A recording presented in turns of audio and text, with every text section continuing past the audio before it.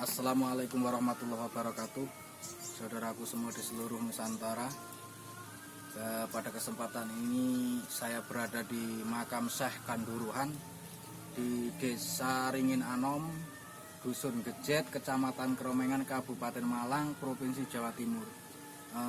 Oke. Selanjutnya saudaraku, kita akan melihat-lihat di sekitar sini. Lalu kita lanjutkan dengan acara tawasul dan zikir. Oke, langsung saja. Ini pintu gerbang memasuki makam. Nah, ini langsung kita lihat bagaimana nasab Agung Waliullah Syekh Raden Kanduruhan. Nasab Agung Waliullah Syekh Raden Kanduruhan. Di sini ada 3 jalur ya. Dari Kerajaan Pajajaran Prabu Siliwangi sampai di Kerajaan Demak, Kerajaan Majapahit, dan sampai ini di sini sampai dengan Sayyidina Ali ya. Ini kita lihat sini Raja Pajajaran Munding Wangi menurunkan di sini Raden Suruh. Raden Suruh punya anak Raja Majapahit namanya Prabu Kertawijaya. Nah, sekarang dari Ratu Cempo Raja Bintaro masuk Islam. Raja ini mulai dari Demak ya. Ini Raja Bintaro masuk Islam, mempunyai 2 orang putri, yaitu Dewi Condrowulan dan Dewi Ndorowati Murdaningrum. Lah, Raja Majapahit Prabu Kertawijaya menikah dengan Raja Bintaro, yaitu putri Raja Binantoro Dorowati Murdaningrum. Nah, ini mempunyai putra namanya Raden Patah, Raja Islam pertama di Pulau Jawa 1478-1518. Ini Raden Patah, Raja Islam pertama di Pulau Jawa. Jadi Raden Patah ini masih ada keturunan dari Prabu Siliwangi ya, dari Prabu Munding Wangi punya putra Raden Suruh. Raden Suruh punya putra daripada Raja Majapahit Prabu Kertawijaya. Nah, di sini Ratu Cempo menikah dengan Raja Binatoro, mempunyai putri Dewi Murdaningrum, menikah dengan Raja Majapahit Prabu Kertawijaya, melahirkan Raden Patah. Dari Raden Patah ini berdarah Majapahit dan berdarah Pajajaran ya. Nah, langsung kita tarik ke sini. Sayyidina Fatimah itu menikah dengan Sayyidina Ali, melahirkan Sayyidina Husain. Turun ke bawah langsung sampai ke Syekh Ibrahim Samarkondi.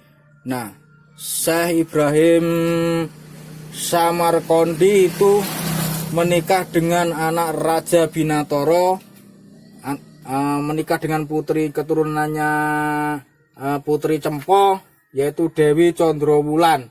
Nah, Syekh Ibrahim Samarkondi menikah dengan Dewi Condrowulan, akhirnya lahirlah Raden Rahmat Sunan Ampel. Jadi Kanjeng Sunan Ampel adalah putranya Syekh Ibrahim Samarkondi dengan hasil pernikahan dengan Dewi Condrowulan. Jadi Raden Patah dan Kanjeng Sunan Ampel itu adalah masih ada ikatan dari ipar, saudara ipar dengan bukan saudara ipar. Sunan Ampel adalah paman iparnya daripada Raden Patah. Nah, sekarang terus Raden Rahmat atau Sunan Ampel menikah dengan Dewi Karimah. Ini Dewi Karimah ini putrinya Sunan Bungkul ya, Surabaya.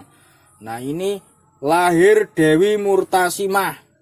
Pernikahan Sunan Ampel dengan Dewi Karimah, lahir Dewi Murtasimah. Nah, Dewi Murtasimah ini langsung ini menikah dengan Raden Patah. Raden Patah menikah dengan Dewi Murtasimah. Dewi Murtasimah ini putrinya Sunan Ampel dengan Dewi Nyai Karimah. melahirkan Syekh Kanduruan. Jadi Syekh Kanduruan adalah putra Raden Patah. Jadi Syekh Kanduruan itu adalah putra Raden Patah dan sekaligus cucunya Sunan Ampel. Syekh Kanduruan adalah putra Raden Patah sekaligus cucu dari Sunan Ampel. Beliau adalah waliullah ta'ala, mursyid Torekoh Naksabandiyah, dan imam ulama waliyatullah Nyai Saminah. Oke, bahwasanya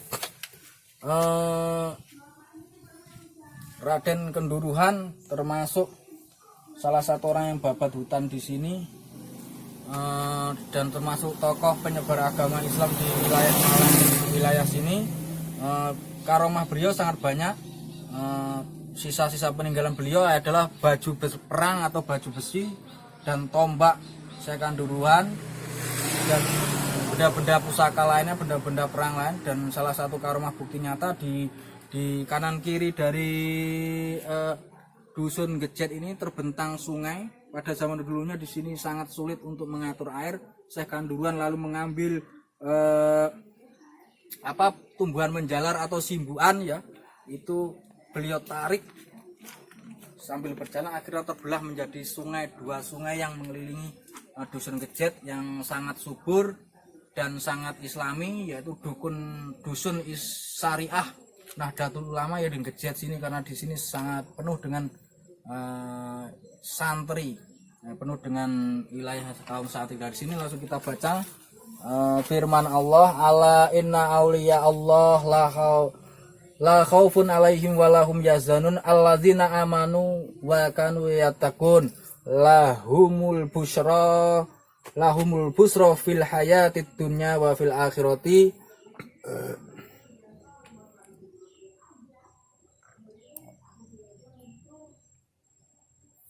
Ingatlah, sesungguhnya para waliullah itu tidak ada rasa kekhawatiran terhadap mereka semua, dan tidak pula mereka susah ataupun bersedih hati, yaitu orang-orang yang beriman dan bertakwa, mengikuti perintah Allah dan menjauhi larangannya.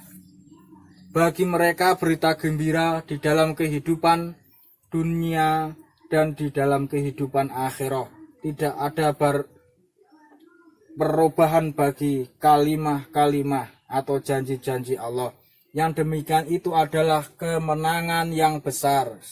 Surat Yunus ayat 62-64, silakan dicek bahwasanya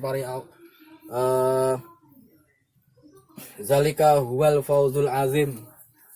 Oke, kita lanjutkan, kita naik tangga. Ini tangganya ada 9. Ada tulisannya pertama Sunan Gresik, ini Sunan Ampel. Sunan Gresik, Sunan Giri ya, Syekh Maulana Sunan Giri.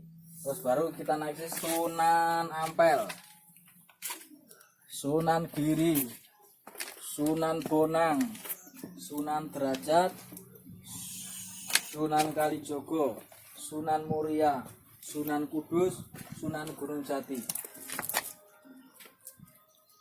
Ini sama seperti tadi, ini silsilah Syekh Kanduruan. Ini silsilah Syekh Kanduruan secara jelas.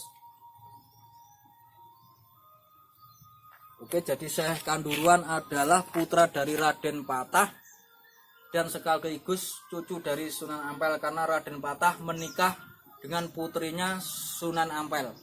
Oke, kita shoot. Ini adalah menaranya. Ini bertuliskan Asmaul Husna. Assalamualaikum ya walillah. Ini gerbangnya, jadi bertulisan Sugeng Rawuh ing Keramat Agung. Assalamualaikum ya walillah.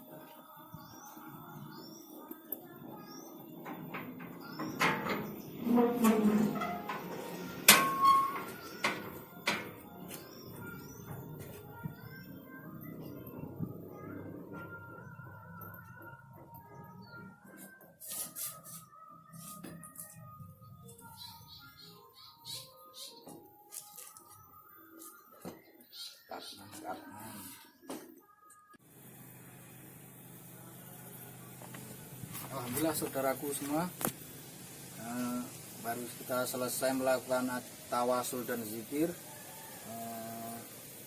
Ini di depan, di bawah menara, ini ada sebuah hadis yang tertulis ya, barang siapa ziarah atau mengunjungi pada orang alim atau waliullah yang sudah mati ataupun masih hidup, maka sungguhnya dia ziarah kepadaku, kata Rasulullah. Dan barang siapa ziarah kepadaku, maka dia wajib memperoleh syafaatku, dan ada baginya dengan tiap-tiap langkah suatu pahalanya orang-orang yang mati syahid. Jadi barang siapa yang ziarah pada orang-orang alim atau waliullah yang sudah meninggal dunia maupun yang masih hidup, maka sungguh dia ziarah padaku.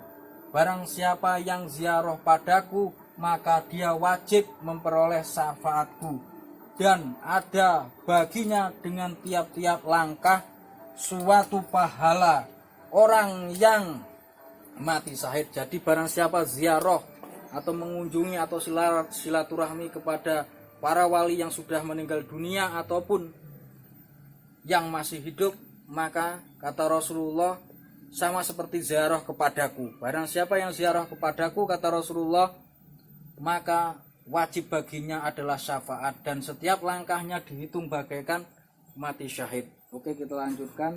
Sebelum kita akhiri nafas jelas kita ataupun ziarah kita di makam Syekh Kanduran, kita lanjutkan. Nah, ini ada tulisan lagi.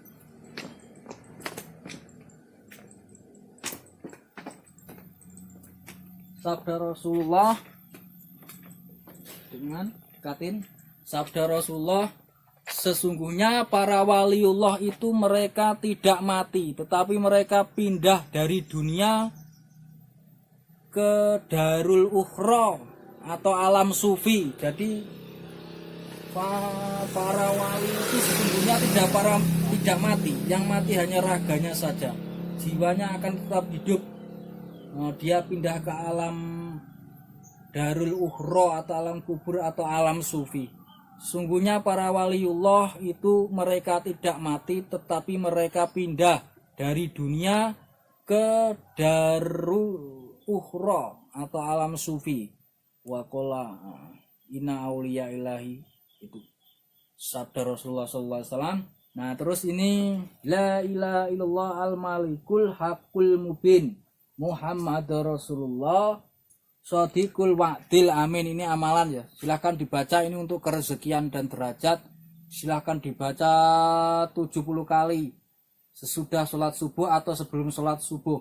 La ilaha illallah al malikul haqqul mubin Muhammadur Rasulullah Shadiqul Wa'dil Amin. 100 kali lah sebelum sholat subuh atau sesudah sholat subuh, akan dinaikkan derajatnya oleh Allah, akan dilapangkan rezekinya oleh Allah.